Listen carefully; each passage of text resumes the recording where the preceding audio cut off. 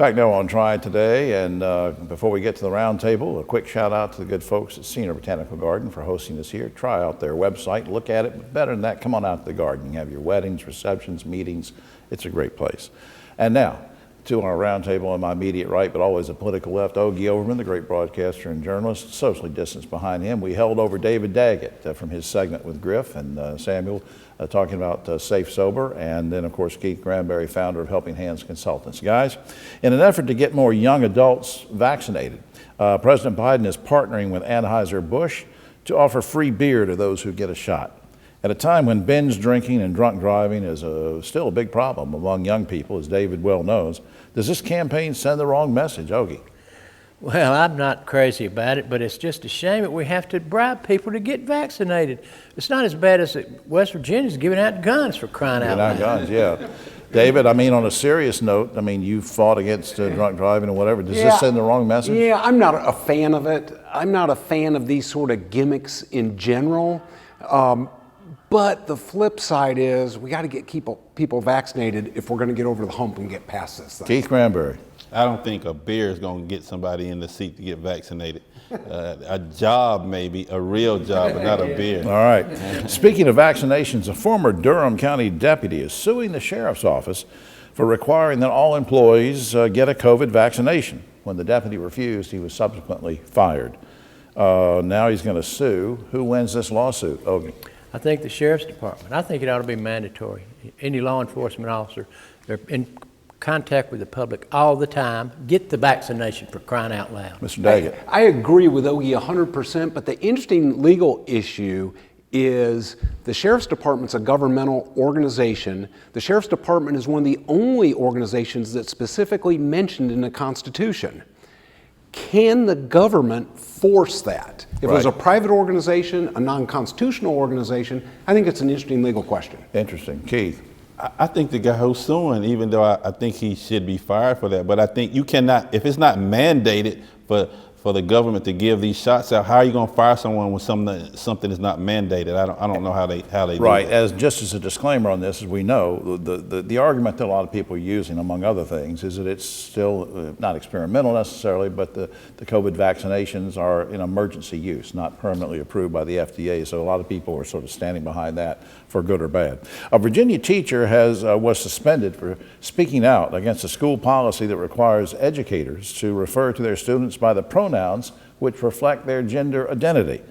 Now, this teacher had religious objections. He thought a boy ought to be addressed as sir or young man or whatever, and a girl the same way according to their biological gender. A judge has since reinstated the teacher, but the question is, was the suspension and firing justified to begin with, or was it a violation of teachers' freedom of speech? Ogie.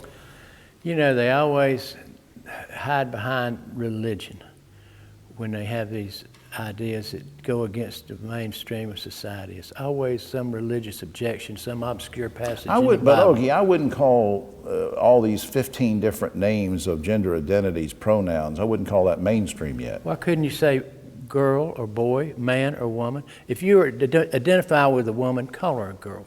Come on. All right, What's David. the problem with that? Yeah, really? it's interesting. I don't think it's a free speech issue.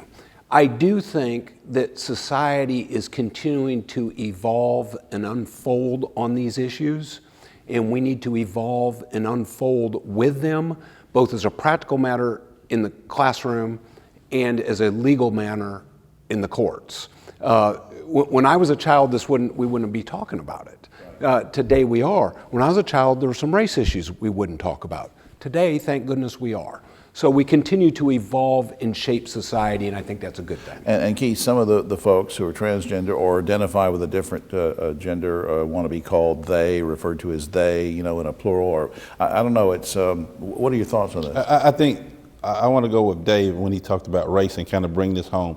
I mean, black people now like to be referred as blacks, before they started Negroes. I mean, everything evolves. So society is evolving, and I think this person should be evolving with them, and they should not have been reinstated. Absolutely not. All right. Last week at a graduation ceremony for Asheboro High School, a student was not allowed to receive his diploma because he came up on stage draped in a huge Mexican flag.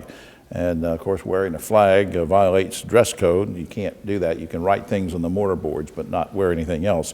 Some students said the dress code is a racist policy, but the fact is, I mean, they gave him the diploma privately a couple days later. But who do you side with on this, Ogie? The kid, he's a good kid, Jim. This guy, he was trying to bring unity, saying, look, I'm a Mexican kid, but I'm an American, and I'm happy to be an American, and I'm glad I graduated from an American school, but I'm also proud of my Mexican heritage. He's a good kid. All right, David. I think the tough thing about this, I side with the kid, but the tough thing about this is where are you going to draw the lines? And at some point you have to. You want some dignity and some unity in graduation combined with the rights to self-expression. And I think it's a wavering line that's difficult. The school overreacted, I believe. Mr. Granberry. I don't think the kids should have had a whole flag on. I mean, really. I mean, you have a uniform graduation. Put something on that celebrates that, but a flag, what? There's Africans that are in the school. There are all various other groups. Should everyone come with their own unified message? Yeah, I agree with Keith in the sense that, you know, if you know what the rules are and you break them, there got to be some kind of consequence, but I'm an old fuddy-duddy who knows. All right, wear a pin. Wasn't in the dress code, though. The flag wasn't in the dress code. Pin, hat. That's right. Finally, guys, a new survey published in Herald Weekly says that only 40% of millennials buy and use napkins. The other 60% mainly just wipe their hands and mouth on their shirt. Guys, do you still use napkins or do you use your shirt sleeve, Ogie? I have become my parents, Jim.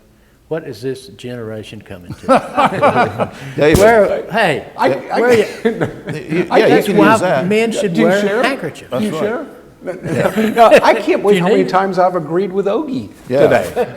But since I've been married, I use a napkin. All right, Keith. I use my hand. I'm a manly man. Keith's Who been needs watching napkins? He's been watching too many of these old cowboy movies, like this. Women don't like that, Keith. I'm a manly All right, man, yeah, Jim. manly You man. don't Fine. need napkins. All right, or well, forks or spoons. that's all the nasty time we have. Oh, except for this, you might have heard that there are several pages of Sir Isaac Newton's scientific papers are going up for auction at Christie's in London next week.